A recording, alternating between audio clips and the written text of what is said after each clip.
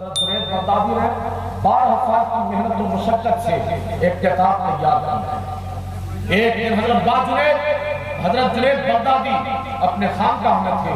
اپنے ایک مرید کو بلایا اور بلا کے کہا کہ بیٹا دیکھو یہ صندوق ہے، جاؤ اسے ندی میں بہا دیا جاؤ اور خبردار کھول کے مت دیکھنا. مرید کامل وہی ہوتا ہے جو پیر کی ہر بات کو آنکھ بند کر کے مان دیتا ہے. کامل مرید نے وہ صندوق سر پہ اٹھایا اور دریائے دجلہ کے کنارے پہنچا.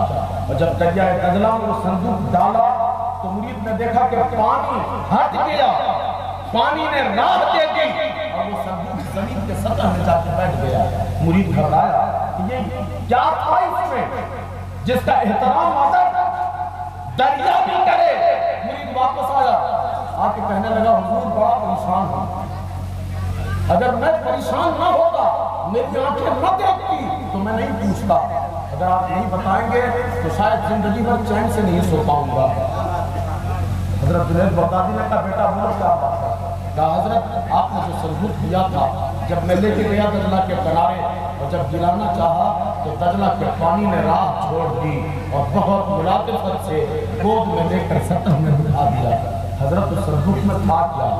اگر بہت قابل ادب احترام چیز تھی تو پھر اسے پھینکوا کیوں دیا؟ اور اگر وہ پھینکنے کے قابل تھی تو دریا نے کیوں ادب احترام کیا؟ حضرت جنید بغدادی کہنے لگے بیٹا تم نے دیکھا ہی ایسا ہے، اگر نہ بتاؤں تو تو پریشان ہو جائے گا. سن، میں نے 12 سال محنت کر کے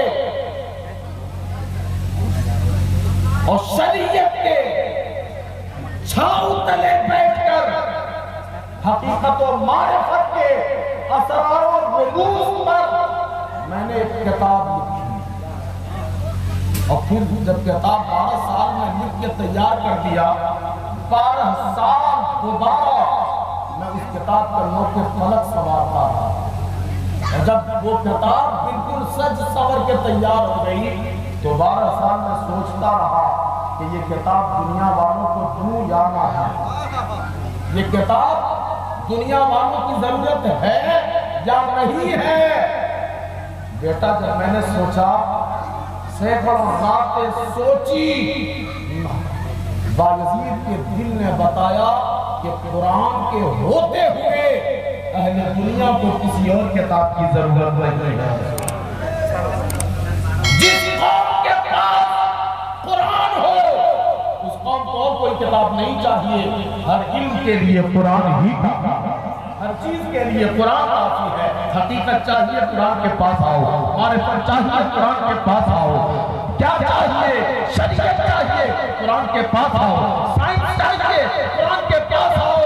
فلکیات چاہیے قرآن کے پاس آؤ. معاشیات چاہیے قرآن کے دامن میں آؤ. تجارت چاہیے قرآن کے دامن میں آؤ. تجھے جو چاہیے قرآن ہر چیز کا واضح بیان کرتا ہے. میرے بھائی، ہمارے بزرگوں کا اپنے قرآن سے، اپنے کتاب سے کتنا مضبوط رشتہ تھا، مگر ہم نے قرآن کو آج بالکل رسم بنا کے رکھ دیا ہے. خدارا قرآن کو رسم نہ بناؤ، قرآن پڑھو، سمجھ کے پڑھو. آج اولا قرآن پڑھنے والے نہیں ہیں، اور اگر کچھ پڑھنے والے ہیں بس قرآن پڑھ کرتے ہی وہ آدمی بالکل محظوظ ہو جاتا ہے اور آدمی سوچتا ہے کہ ہم نے خطا کر دیا. خدارا قرآن پڑھیے، پابندی کے ساتھ سمجھ کے پڑھیے. یہ قرآن وہ کتاب ہے. قرآن میرے نبی کے زندگی کا سب سے قیمتی معجزہ. میرے نبی کے لائف میں، میرے نبی کے زندگی میں جو علماء نے لکھا ہے، مفسرین نے، سیر نگاروں نے اپنی کتابوں میں مصطفیٰ کریم کے لائف کا 1200 معجزات لکھے. کتنے معجزات لکھے؟ 1200 معجزات لکھے. اور وہ 1200 معجزات میں سارے سے سیرت لکھنے والے نے کہا سب سے بڑا معجزہ قرآن ہے.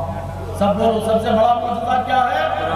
سب سے بڑا معجزہ قرآن. میرے نبی کے زندگی کا یہ معجزہ وہ معجزہ ہے جو 14 صدیاں گزر گئی، آج بھی میرے نبی کا زندہ معجزہ قرآن ہے.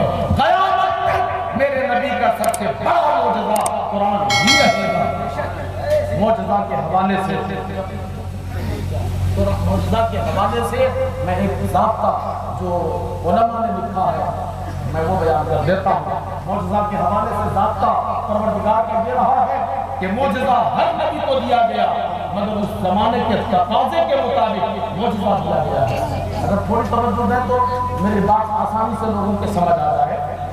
آپ دیکھیے، آپ نے بہت سارے انبیاء کا نام سنا ہے۔ حضرت موسیٰ علیہ السلام نام سنا ہے کہ نہیں؟ حضرت موسیٰ علیہ السلام جس زمانے میں نبی بنا کر زمین پہ آئے، نبی بن کے زمین پر آئے، وہ زمانہ جادوگروں کا تھا، ساحروں کا تھا۔ گھر گھر جادوگر، ساحر، نجومی اور ہوتے تھے۔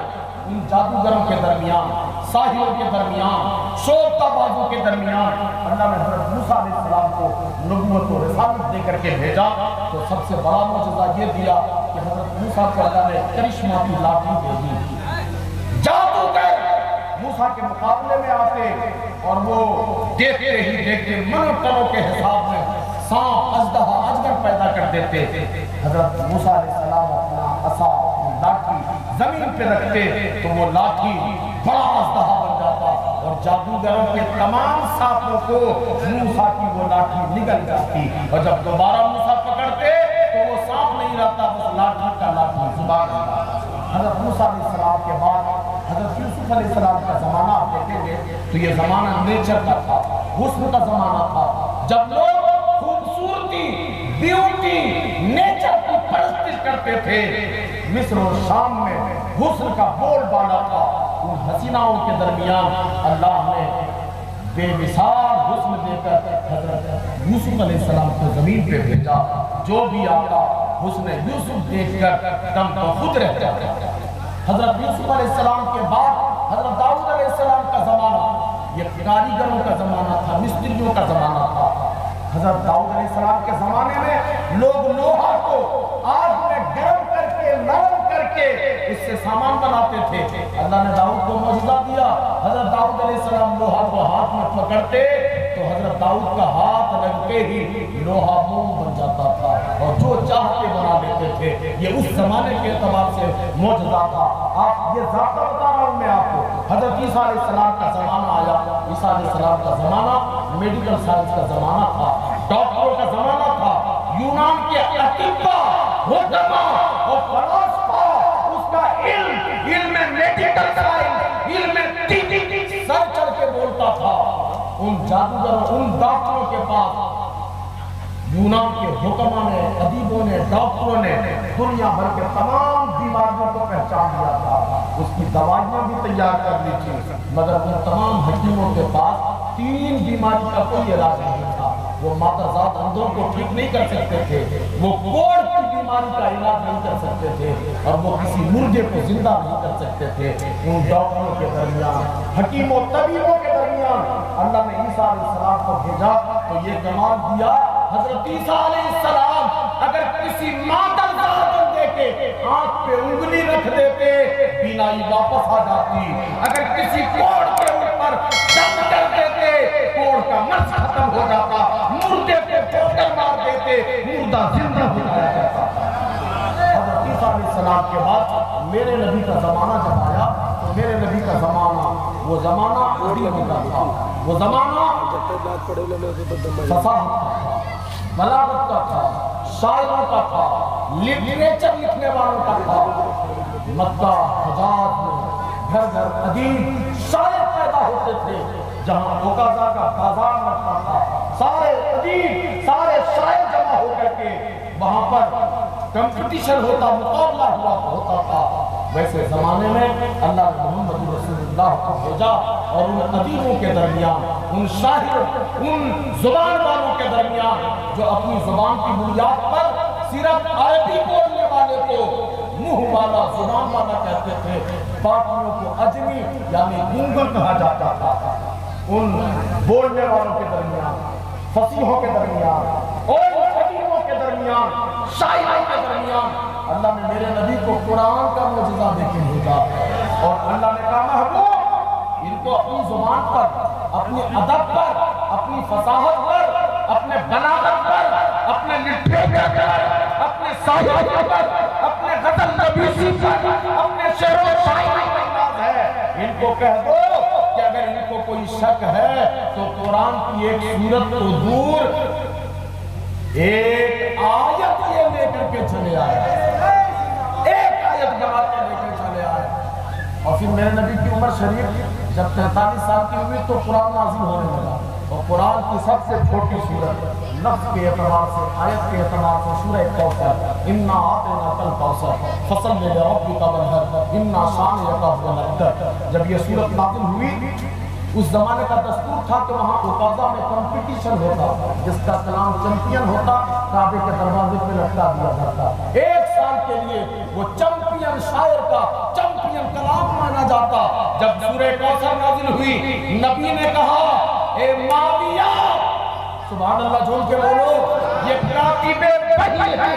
حضرت ابن معاویہ کو حکم دیا لکھیے، چھوٹی صورت لکھ کر کہا کعبے کے دروازے پہ لگا دیجیے۔ اور جب کعبے کے دروازے پہ لگا دیا، سارے شاعروں نے، ادیبوں نے، فصیحوں نے، جتنے بلیغ تھے، جتنے سارے لوگ آئے، اوپر سے دیکھتے نیچے دیکھتے، پسینہ میں ڈوب جاتے، بھاگ جاتے۔ مگر یہ عربی تھے، گھٹنا ٹیکنا نہیں جانتے تھے۔ ان لوگوں نے تلاش شروع کی، بہت تلاش کے بعد ایک خسٹ شاعر، کون شاعر؟ خسٹ شاعر۔ وہ خسٹ اس لیے میں کہہ رہا ہوں، دیوان مطلبی اگر آپ نے پڑھا ہے، عبداللہ بن مقفع کو آپ نے اگر پڑھا ہے، سبع معجزہ اگر آپ نے پڑھا ہے، تو اس کے جو شروحات ہیں اس میں دیکھ لیں، ان لوگوں نے ایک ایسا شاعر تلاش کیا جس کے آنکھ کی بھویں ناکوں تک لٹک رہی تھی، اتنا خسٹ تھا۔ اس کو پکڑ کے لایا، بولے 3 سینٹنس سے اس کا جواب لکھنا ہے۔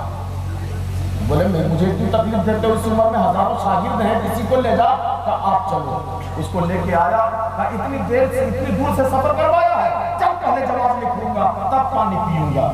اسے کعبے کے دروازے پہ لے جایا گیا، کاندھے پہ اٹھا کے اوپر کیا گیا، اس نے پڑھا اوپر سے نیچے، انا اعطیناک الکوثر فصل لربک وانحر انا شانئک هو الابتر۔ 3-4 مرتبہ پڑھا، کانپنے لگا، کہا اتارو نیچے۔ جب اس کو نیچے اتارا، وہ اپنے عقیدے کے مطابق اس نے ان 3 جملوں کو پہلے سر جھکا کے سلامی دی، اور پھر کہا دوبارہ اٹھاؤ، کہا دوبارہ اٹھاؤ، دوبارہ اٹھایا، کہا قلم دو، دوات لاؤ، قلم دوات لایا گیا۔ اس نے کہا سن، انا اعطیناک الکوثر فصل لربک وانحر انا شانئک هو الابتر۔ پھر اس نے قلم دوات میں ڈبویا اور نیچے لکھا ما ھذا کلام البشر۔